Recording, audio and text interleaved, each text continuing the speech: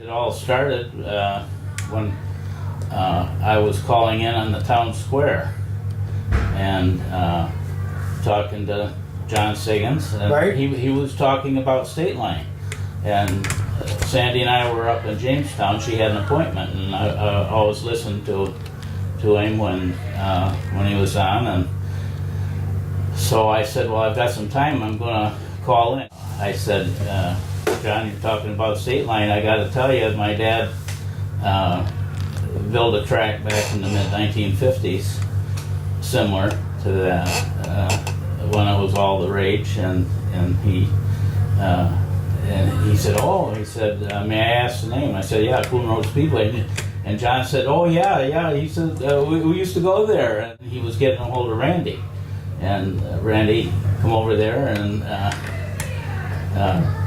he said, may I ask your name? And I said, yeah, Swartout. He said, Joel Swartout. And I said, yeah, absolutely. So, and that's how it all started. Approximately 1954, maybe 55, I'm not sure. He wanted to go to the Grand Prix at Watkins Glen. And his brother, my uncle, lived up near there, up in Elmira. I believe that was probably part of the main reason that he, got interested in that. And He owned the property, right? yes, they bought the place from a neighbor that had it, and he was getting up in years. And so I think that was probably in about 1949 in that area. You know who helped him build the track? Well, yes. He worked as an operating engineer, and Jim Brummagem was a good friend of his, and of course Al. And I know Al raced there.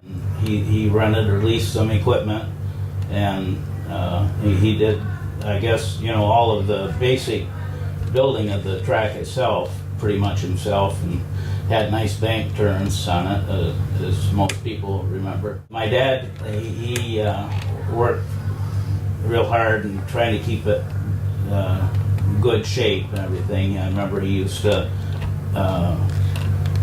he had an old converted water truck, that he used to keep it dry from getting too dry and stuff. I remember we'd go over a lot of times in the evening after he'd get home from work, and in fact, when he was using a water truck and stuff, and we would help him just in going around and picking up stones, my mom and I and my dad, and getting things ready. The pits, I believe, were on the south side, and then the bleachers were on the grandstand was on the north side of the track. So south side would have been turns 2 and 3. Yeah, that's correct. Yes. And there were bleachers? Yeah. My dad, he got all. I remember, in fact, when he got all the materials and all the big planks and everything, and then he'd paint them. Back then, they used to paint them like with a silver type of paint, and I remember quite a lot of that. It was nice. Were there concession stands? Yes. He'd found a nice a little stand. I can't remember the size, but I would say it was probably about 12 or 14 feet by maybe close to 20 feet, and it had a flip-up door so people could come up and order. And of course, my mom and my grandmother, they provided in the early years all the good food, great food, and lemonade. My grandma and grandpa were dairy farmers, and my grandma would have a big milk can full of lemonade. Oh, I can still remember how great that was. It was filled with nice ice cold and ice, and the food was great, so that was real nice. They'd all come off of Coon Road. Were there 2 entry points? 2 entry points, yes, sir, that's right. The north entry was the one that would come in to the parking lot, and then if you would keep going down towards the track, that would be where the first ones was a concession stand, and then you go down and you be by the fence where turn 1 and 2 was, and then the grandstand and bleachers were off down just a little bit below that. And for those that were coming into the drivers and the pits, did they come into a separate entrance? Yes, they come in. They would come in the south entrance, Okay. down towards Westfield Sherman Road, and then that would go straight back, and then down, and then the entry into the track would be on the south side, right about just down past probably turn 1 and 2 a little ways. I can't remember exactly, but and then that would go into the pit area. I'd help up a little bit with my mom and grandmother, getting things out and setting out the crates of bottles of pop and stuff like that. And then after the race, we spent another couple hours or 3 hours, and all three of us would walk around the track. I remember that vividly. Maybe 2 to 3 times. Picking up all the stones and doing all that. So it was a full day, that's for sure. I remember Dale Kincaid real well, and a few of the others. I did never, know him to talk to him very much, but yeah, it was all awesome. Just watching these guys and how everything unfolded. It was neat. It was May 10th, Mother's Day, 1959, and I went to Sunday school. And when I got back, my grandma broke the news to me, and what could she do? And I was a wreck. He was very ill in the last 2 or 3 years of his life. He suffered a bad electrical shock on one of his jobs he was working, and he was losing his hearing and his eyesight for probably the last year, and he'd have these periods of blackouts where you just wouldn't know anybody or anything.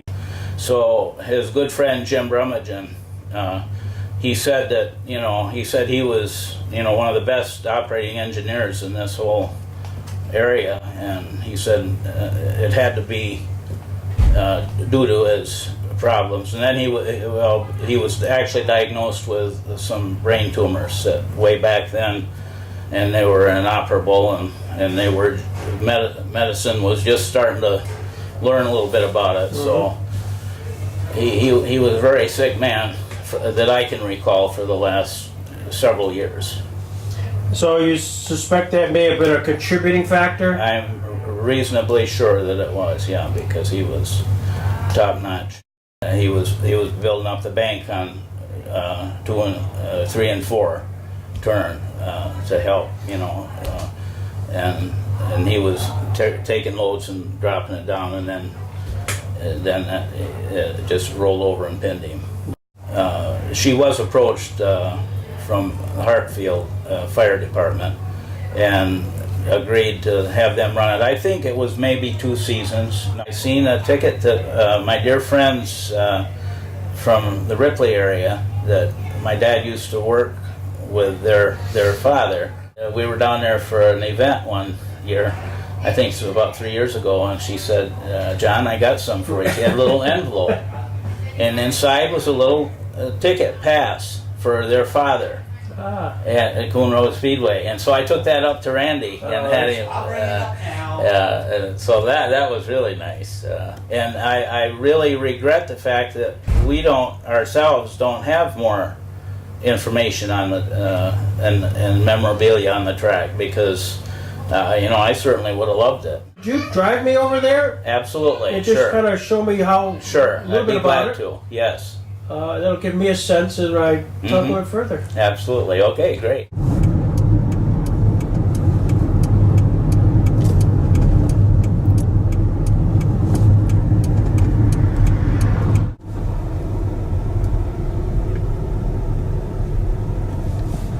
Coon Road, and as we head out looking towards Sherman and Westfield Road. So, John, you think that the entrance, the this side was here, sort of here?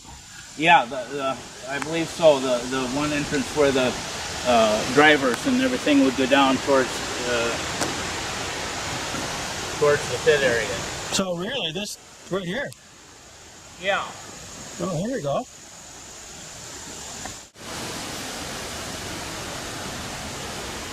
So this would lead them to the pits and turns 1 and 2. Yeah,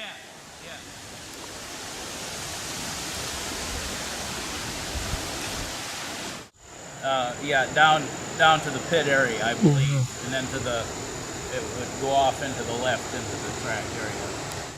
That's sort of what would have been an entryway, and he's kept it clean. Yes. When you lived here, what was here? Was there just a cabin? Yeah, just the one that my dad had built, and we lived on that farm right just south of here.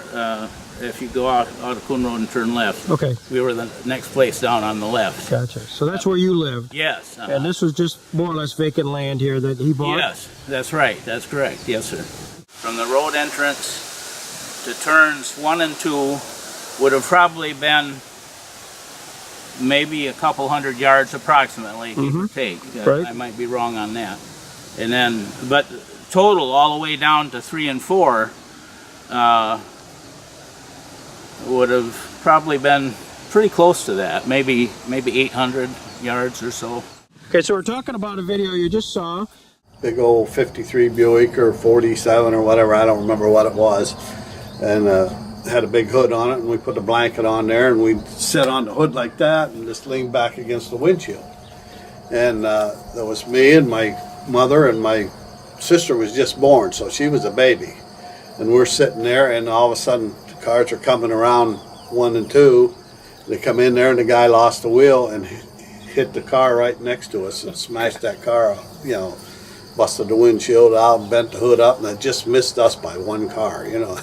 So we thought that wasn't a good idea to sit out there anymore. We got out of there, yep, and moved over into the grandstand. Starting to turn, the right front wheel and tire came off, flew way up over the bank, and I wasn't terribly far away, but I was looking up at this direction, and it looked to be probably close to 75 feet high, and right down into the parking lot, right into the windshield of a car. Luckily, nobody was injured or hurt. Yeah, that was Wallace Hauser. Yeah. Yes, that's right. So we were here at the same time that day, I believe, because that's the only other one I recall like that.